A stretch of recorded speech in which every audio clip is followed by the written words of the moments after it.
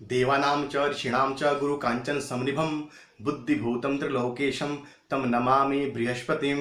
नमस्कार, मैं ज्योतिष शास्त्री रमेश चौबे आज कुंडली के एक बहुत ही महत्वपूर्ण और जीवन में सर्वाधिक, यदि मैं कहूँ आज के समय में तो गलत नहीं होगा, उस भाव को लेकर के आया हूँ, यानी कि कुंडली का द्वितीय भाव, कुंडली का धन भाव।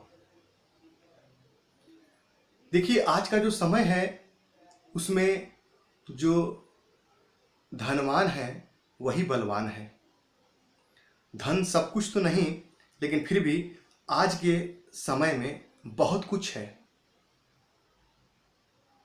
तो कुंडली का द्वितीय भाव हमारे जीवन में अत्यंत ही महत्वपूर्ण है। वहाँ से हम सिर्फ धन का ही विचार नहीं करते हैं, वरन वहाँ से हम अपने वाणी का, अपने कुटुंब का, वित्त का, कोष का, आपके पास कितने धन रहेंगे, पैतृक संपत्ति का भी भाव है कि आपके पास पैतृक संपत्ति कितना होगा।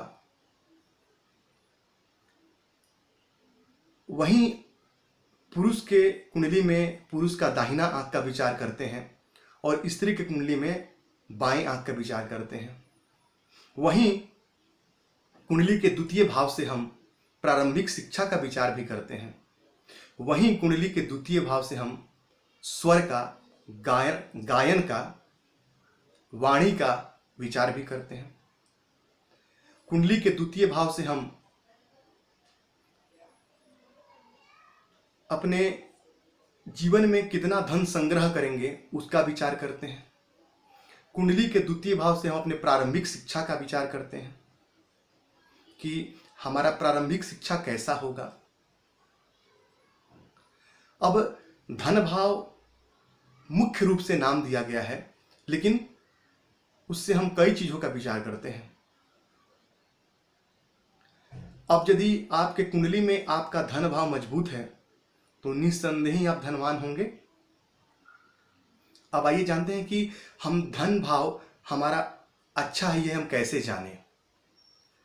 सबसे पहले हम देखेंगे कि यदि धनेश धन भाव में हो तो जातक धनवान होता है। यदि धन का स्वामी आय में और आय का स्वामी धन में, यानी कि द्वितीय भाव का स्वामी 11वें भाव में बैठा हो और 11वें भाव का स्वामी धन भाव में बैठा हो, तब भी जातक धनवान होता है।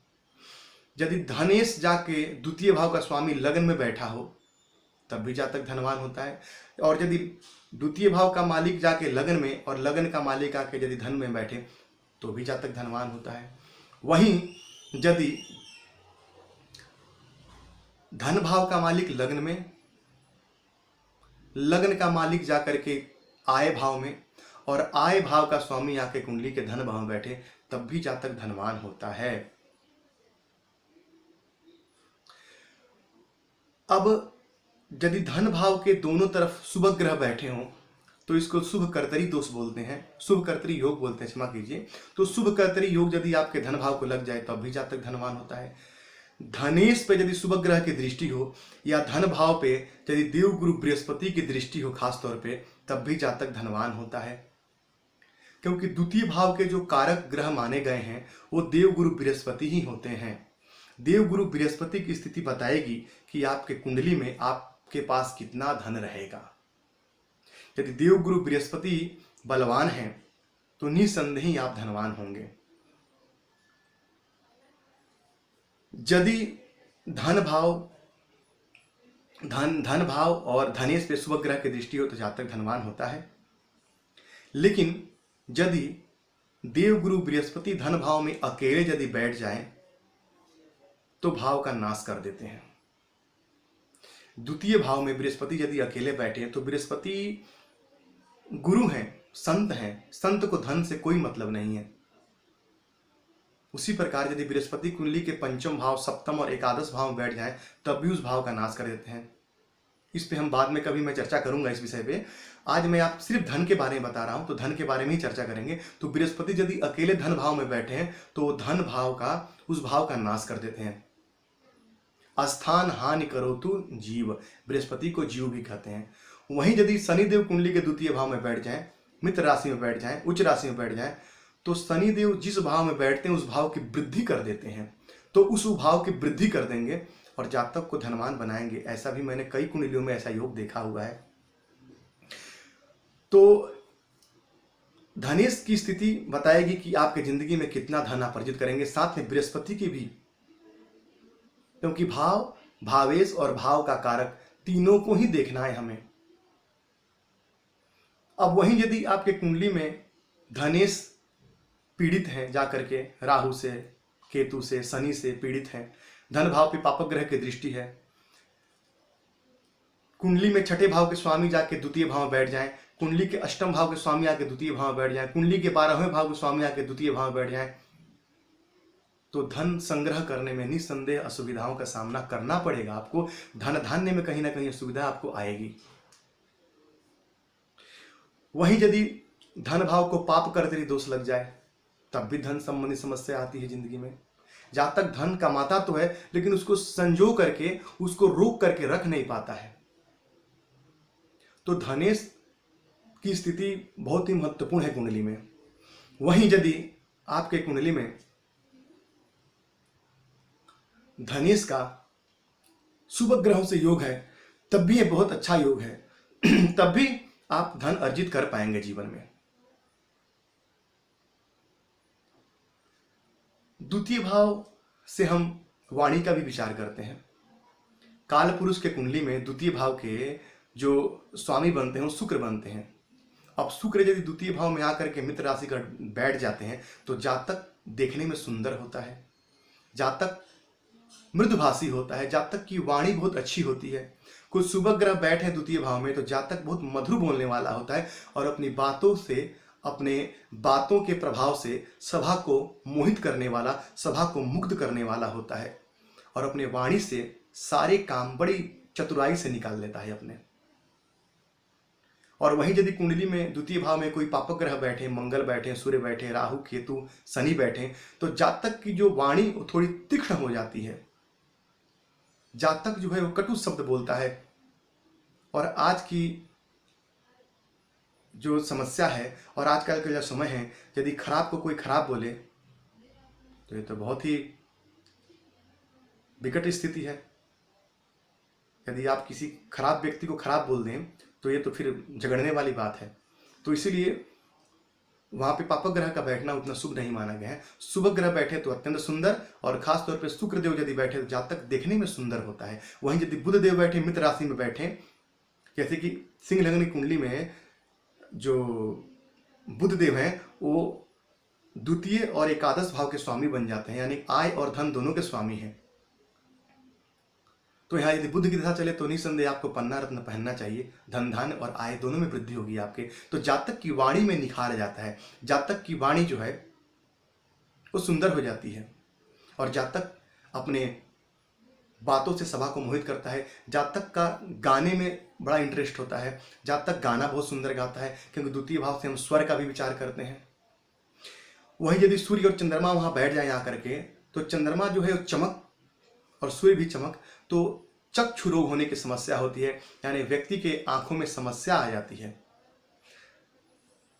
तो द्वितीय भाव में चमकदार ग्रहों का बैठना भी अच्छा नहीं माना गया है सूर्य और चंद्रमा का। वो यदि 12 में बैठे तब भी और द्वितीय में बैठे तब भी। वही द्वितीय भाव में यदि कोई खराब ग्रह आके बैठ गया, पापक ग्रह आके बैठ गया, तो जातक की प्रारंभिक शिक्षा खराब हो जाती है। अब देखिए एक बात, आध्यात्मिक बात बताता हूं मैं आपको। लग्न आप हैं और द्वितीय भाव आपके प्रारंभिक शिक्षा का है, आपके भौतिक आंख है वो, और कुंडली के 12वां भाव जो है वो मोक्ष का भाव है। वो हमारे मोक्ष को दिखाने वाला, सांसारिक जगत से हमको रूबरू कराने वाला भाव है। तो 12वें भाव से मोक्ष, यानी मोक्ष की दुनिया, यानी कि प्रभु से आपका संबंध कैसा है, आप मोक्ष पाएंगे या ना पाएंगे, वो में हम 12वें भाव से देखते हैं और द्वितीय भाव से हम भौतिक दुनिया को देखते हैं। तो देखिए कितना महत्वपूर्ण है। लग्न, लग्न के तरफ आपका बायां आंख, लग्न के दूसरी तरफ आपका दायां आंख। देखना आपको है कि कौन सी नज़र से आप कैसा देखते हैं, इसका फल आपको मिलेगा। तो यदि कुंडली में बुध द्वितीय भाव में बैठे हैं, तो राशिगत जातक को गायन के क्षेत्र में निसंदेह एक बार प्रयास करना चाहिए। जातक की वाणी अत्यंत अच्छी होती है। अब मान लीजिए कि द्वितीय भाव यदि आपका पीड़ित है, तो कैसे आप उसकी उपाय करके और अपनी जिंदगी में धन धान की स्थिति को बेहतर कर सकते हैं। तो द्वितीय भाव के जो स्वामी ग्रह जो बनते हैं, मान लीजिए यदि सिंह लग्न कुंडली है तो द्वितीय भाव के स्वामी बनेंगे बुध देव। मेष लग्न की कुंडली है तो द्वितीय भाव के स्वामी बनेंगे शुक्रदेव। उन ग्रहों के बीज मंत्रों का आप जाप कर सकते हैं। उन बीज मंत्रों को जाप करके और उनसे आप लाभ अर्जित कर सकते हैं और अपनी जिंदगी में धन धान की स्थिति को मजबूत कर सकते हैं। साथ ही देवगुरु बृहस्पति को भी यदि आप मजबूत करें, तब भी आपके जीवन में धन की समस्या समाप्त होगी और धन धान्य में आपकी वृद्धि होगी। क्या करें? एक केले का पेड़ ला करके घर में लगाइए और नित्य उसमें 1 लोटा जल प्रदान कीजिए और गुरुवार के दिन लोटा में चने की दाल, गुड़ और हल्दी डाल करके और जल प्रदान कीजिए। धूप बत्ती इत्यादि दिखाइए और उनको प्रणाम कीजिए। वहीं मंदिर में दर्शन करने से भी देवगुरु बृहस्पति अच्छे हो जाते हैं। गाय को रोटी देने से भी बृहस्पति का आपको फल प्राप्त होगा। वहीं देवगुरु बृहस्पति के बीज मंत्रों का जाप ओम ब्रीम बृहस्पतये नमः, ओम ब्रीम बृहस्पतये नमः, इस मंत्र का जाप करके भी आप अपने धन की स्थिति को बेहतर बना सकते हैं। वहीं यदि आपकी कुंडली में देवगुरु बृहस्पति यदि कारक हैं आपके लग्न के लिए, यदि आपके लग्नेश के मित्र हैं, तो आप उनके रत्न भी पहन सकते हैं। या बृहस्पति की स्थिति यदि अच्छी हो और उनके फेवरेबल लग्न यदि है, तब भी आप उनका रत्न धारण कर सकते हैं। इससे आपको लाभ होगा। वहीं यदि आपका लग्न और आपके धनेश जो द्वितीय भाव के स्वामी हैं वो आपस में मित्र है, जैसे मैंने आपको उदाहरण दिया था कि सिंह लग्न कुंडली में बुध जो है वो मित्र हैं सूर्य के, तो आप उनका रत्न धारण कर सकते हैं। इससे आपके धन धान में वृद्धि होगी। धन भाव के स्वामी का 6, 8, 12 में जाके बैठना अच्छा नहीं माना गया है।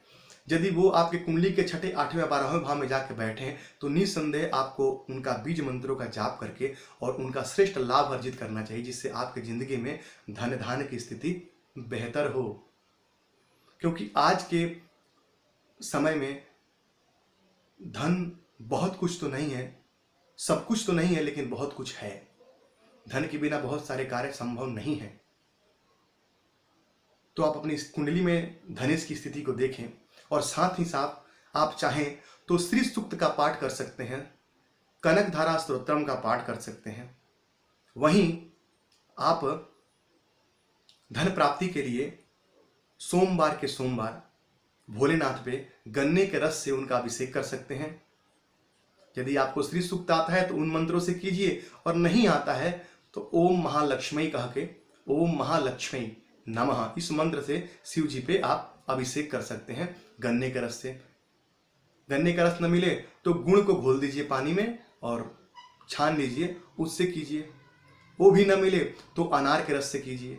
बहुत सारे विकल्प हैं, बस करना आपको है, क्योंकि जब तक कर्म नहीं करेंगे तब तक फल नहीं मिलेगा। तो आप इन छोटे छोटे मेरे बताए हुए उपायों को करें, निस्संदेह आपको लाभ होगा। शिव जी का अभिषेक करने से धन धान की प्राप्ति होती है। श्री सूक्त नहीं तो फिर लक्ष्मी जी के मंत्र से। वहीं धन प्राप्ति के लिए यदि आप चाहें तो आप ओम श्रीम श्रीयै नमः, ओम श्रीम श्रीयै नमः इस मंत्र का आप नित्य संध्या काल में 108 बार जाप कर सकते हैं। इससे आपके धन धान में वृद्धि होगी और आपको लाभ होगा।